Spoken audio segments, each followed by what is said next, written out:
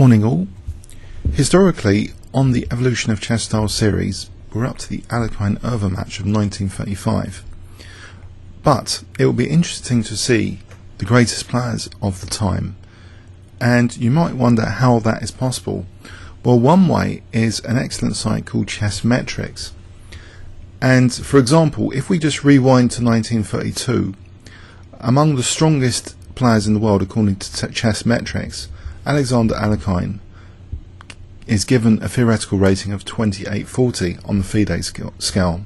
The FIDE scale started in 1970, by the way, so these are just fictional FIDE ratings. Capablanca second at 2767, Kashdan third 2741, Nimzovich 2720, Bolojabov 2708, Silo Floor 2704, Max Irva 2697, Sultan Khan, Sultan Khan 2683, Akiba Rubinstein 2678, and Tartkova 2672.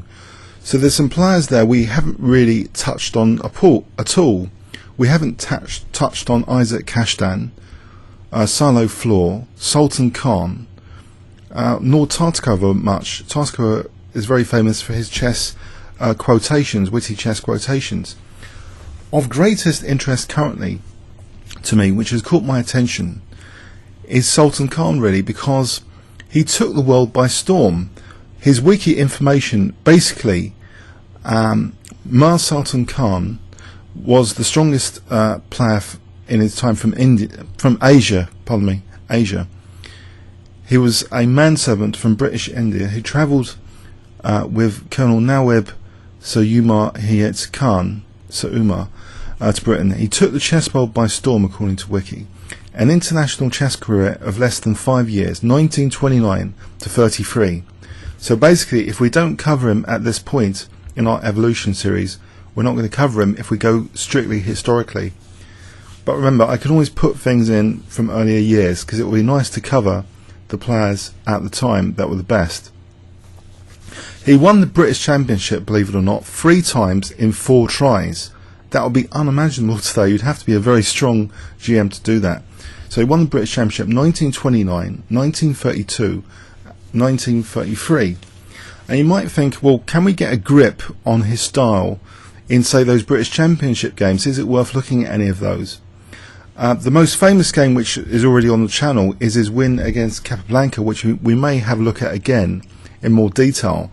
But I found a pretty vivid demonstration of positional play in one of his British Championship victories of 1932.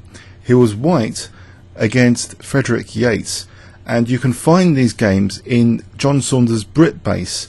So 1932 is available for download. A lot of those games from that championship, believe it or not, are recorded. So let's have a look at this game where Sultan Khan playing white. So this year in 1932 he was ranked 8th according to Chess Metrics, a fictional FIDE rating of 2683. He kicked off with knight f3, and Frederic Yates played e6. Now, what I find interesting from a stylistic perspective is how the counterplay was really controlled in this game. So it's a lesser well-known game for sure, I believe, but have a look at this play. So c4 d5, he plays g3. So this has got a modern feel to it, that players are often gambiting the c4 pawn in the Catalan for positional pressure. But here there's an immediate queen a4 check anyway, which would get back the pawn. Knight f6, bishop g2, bishop d6. Looks slightly awkward. Black's play revolves around getting that Slav triangle and then playing for e5, and that promises to potentially liberate Black's game. But we're going to see in this game that actually things are not so easy later. Knight c3, c6, and we see b3. So white's not that keen yet to move the d pawn. By fianchettoing this bishop, it's got an eye on the dark squares, a nice dark square grip potentially. Knight bd7, now both sides castle, and we see d4 finally. Queen e7, as though Black's going to liberate the game with e5.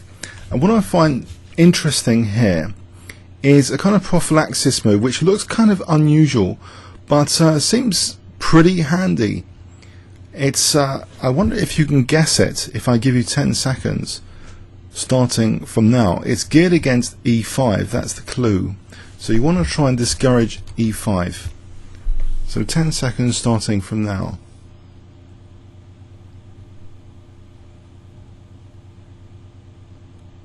Okay, the move knight h4. It looks weird to put a knight on the rim. A knight on the rim is dim, but if e5 now knight f5, getting that dark square bishop can't be that pleasant for black. Black plays actually bishop b4, attacking the knight. That's protected. And now, again, e5 is not very tempting. d5 is also potentially under fire. Knight f5 is potentially nasty as well. So black plays rook e8. But now we get a kind of Moxie bind, except the bind is geared against e5. So f4, it does potentially weaken this diagonal. You can imagine there's some weaknesses here left behind. But if these weaknesses are not exploitable, this does look like a useful bind on the e5 square. And you might think, how could that bind actually be made use of here? Well, black plays knight f8. For the moment it's locking in anyway. At minimum the c8 bishop is locked in behind its own pawn. Knight f3, the knight returns back. It's done its job. Black hasn't liberated his game. So what I find impressive so far is tactical resource independence. I call that counterplay removal. Where is black's counterplay? If black's given loads of time to think, there's no tactics in the position. It's quite a very quiet locked in position with e5 locked in, and this was a kind of popular style at the time to get a bind on e5 more generally among some positional players. The Pillsbury bind, for example, featured a lockdown on e5. So b6, okay, was played, and now trying to do something about the bishop. Knight e5, bishop b7. And now against c5 there's discouragement here. I wonder if you can guess it here, to try and discourage black playing c5 in some way. Another seemingly crazy move, awkward move, is played. Okay, knight a4. I think it does try and discourage c5 because there might be a3 and then taking, and then c5 might be a target. So white is trying to control black's counterplay on both sides of the board here. Knight 6 to d7, trying to challenge the knight. Bishop b2, reinforcing. Rook ac8 as though c5 is on the cards again to try and liberate black's game. But then we see knight d3 again, trying to discourage c5. The knight is also attacking the bishop here, which makes c5 more ineffectual. Knight takes, bishop takes, and the pressure's gone from white's centre. So the bishop goes back, but here black doesn't really get a chance for c5 because e4 is played. Okay, and this looks pretty nasty now on d5, so that's taken, releasing the central tension, and now any c5 from black is often answerable in some lines where it's going to be pinned anyway for the moment, but later there might be d5 on the card. So here bishop takes e4, pinning that c6 pawn. So what's really happened in this game so far is, quite cleverly, black's thematic pawn based counterplay with e5 and c5 breaks have both been stopped in their tracks or discouraged, which is slightly impressive for the time, talking 1932. And you might think, well, is there evidence that Sultan Khan can do this to higher rated, higher ranked players of the time? Well, he did have some fantastic performances in these years, which he took the world by storm. He was in the world top 10. So here, okay, knight f6, bishop f3. Okay, bishop b8. Now we see putting more pressure against c5 quite cleverly with this next move, queen g2. You might think, hold on a sec. You might think, was there an opportunity for c5 here? I think that's something maybe we should check out, because it looks as though the queen was protecting the bishop here. We should check that out in the second pass. But okay, in this position it's locked down again, so that pin is now renewed against the c6 pawn. Knight g6, and now rook fe1. And if you give black lots of time on this clock to think of something, what is there for black to do? He's got a very passive, restricted game. here. White's got that very pleasant open file. The knight on d3 looks absolutely beautiful. This knight looks very useful as well. The grip on e5 is very impressive, and the kind of double fianchetto is very, very impressive. So all of White's pieces seem quite harmonious here, and this pawn chain here is keeping the knights out of the game as well. So from a positional perspective, this looks like a modern game, like a game that Carlsen might be pleased to play, to slowly squeeze black without any counterplay. Queen d8, rook ad1. So black hasn't got much counterplay visually in any case. Bishop d6, so knight e5 now. That's a painful knight to tolerate. Queen c7. And now White really starts taking action on the king side. He plays h4. And he starts to gain space here. Bishop f8. And now the move h5 facilitated by the bishop on f3, driving some knights back, or is it going to take on e5? Well, it takes on e5, and we see f takes e, driving the f6 knight away defensively. Okay, and also now the e4 square is more ripe for a knight to return back. So knight c3 is played. Bishop a8, protecting the bishop, as though c5 is on the cards. But it's a bit too late soon, because d5 looks like a very strong response, and that would keep this bishop shut down out of the game.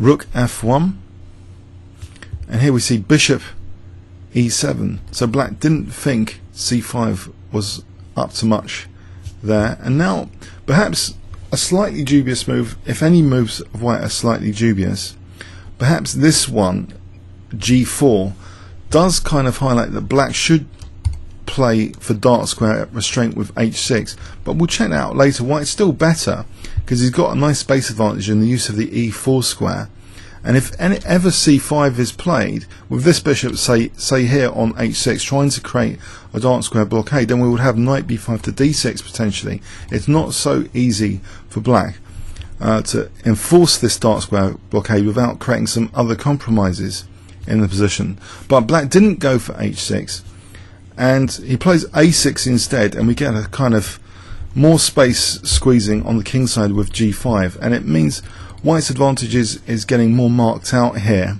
that black is really getting squashed, it seems, on the king side. Knight f8, and now knight e4 is very, very nice to play in this position, because not only eyeing d6 but also f6 tactically, with the queen x-raying the king here.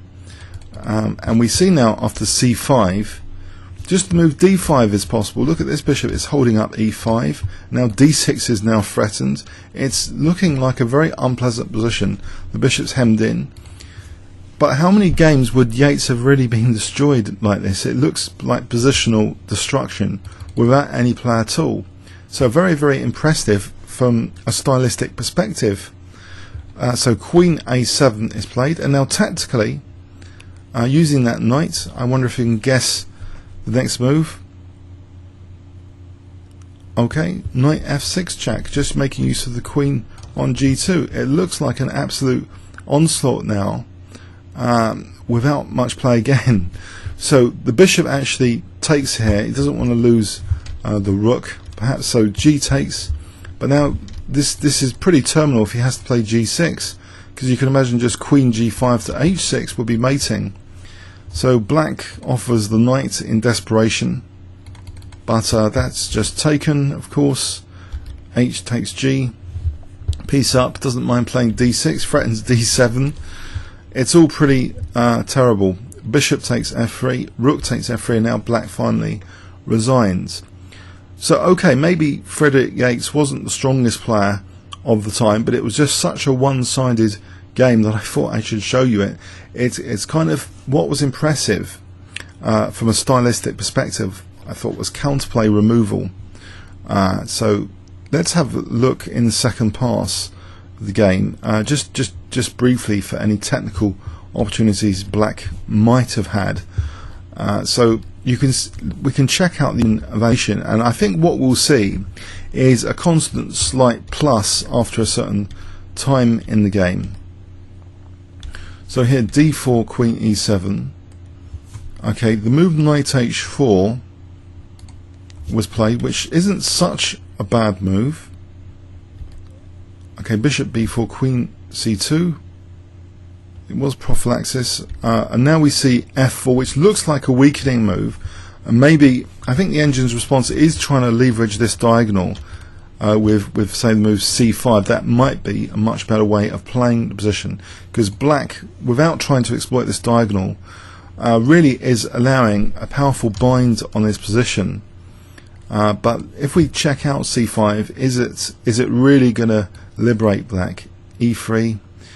Well, I think it just might. We can say it's better than the game, slightly better than the game, if black can get away with this.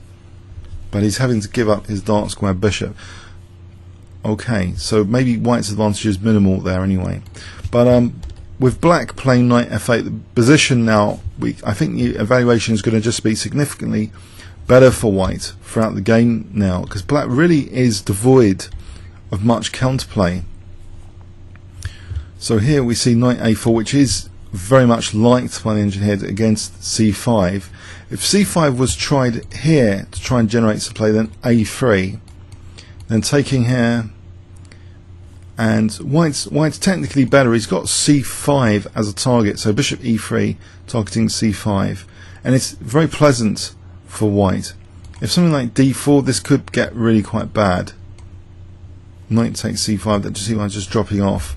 So okay, so black was discouraged from playing c5 here after knight a4. So we see instead knight a7, but now after bishop b2, white's advantage is clear, and white perhaps could have played c5 here apparently, but knight d3 is also a nice move. Bishop d6, and now e4, very nice move. Now c5 in this position, let's check this out here. I mean, it just fails because of the d5 pawn. E takes d5, and that's just winning a pawn really. If c takes d, for example, d takes e6, it's not very nice for black. So c5 is really stopped now again with this pin on the c6 pawn. And you might think, here, was there an opportunity in this position for c5? Let's check it out in this position, c5 here. Let's go with taking on c5 here. Bishop f6 is a problem, denting black's queenside. So maybe that's what's really discouraging it here. And the c5 pawn is still potentially a target, I think, in this position. But white can maybe offer the exchange of queens, as this line suggests, and will be better like that. So let's go back. So black wasn't interested in c5 there, but now after queen g2 again, renewing this pin on c6, black's starting to be really vividly devoid of counterplay opportunities. So rook a1, bishop d6. Okay, so knight e5. You can see white's advantage is almost worth positionally a pawn, and he's not a pawn up, but he's gaining now space. Okay, knight takes e5. Maybe knight e7 is just delaying being squashed. Knight e5 is committal because it's opening up the f file, semi-open f file. So maybe knight e7 is to be preferred, but black is definitely worse now. So knight c3, white's celebrating that use of the e4 square and the f file now. Bishop e7 was played. Now what was actually the threat here? Was white actually threatening, okay, h6 or g4 and g5? So black, by playing bishop e7, maybe this is designed against g4, g5, but it wasn't followed up here, strangely, after g4, with black playing h6, which seems an entirely logical move to try and at least offer some restraint. If h6 was played, white's still better though. Knight e4, let's go with this as an example. So even g5 here is looking a bit of a menace, because I think there's time tactically after taking to play g takes h6, threatening mate. So the queen is very aggressive actually on g2 here.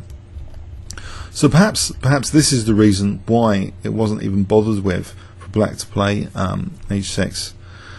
Here white's still better anyways, but he's just playing for g5. Okay, and if f6, that looks pretty radical, but again, okay, let's have a look at this. g5, what's happening here? Bishop g4 targeting e6 now. If here, for example, queen h3, e6 is a bad target in this position. So that white is much better here. It's crashing through like this. Okay, so let's go back. So h6 wasn't bothered with, and just black gets really just destroyed without any play. After g5, knight f8, we see knight e4. Now with numerous threats like knight f6 is on the cards.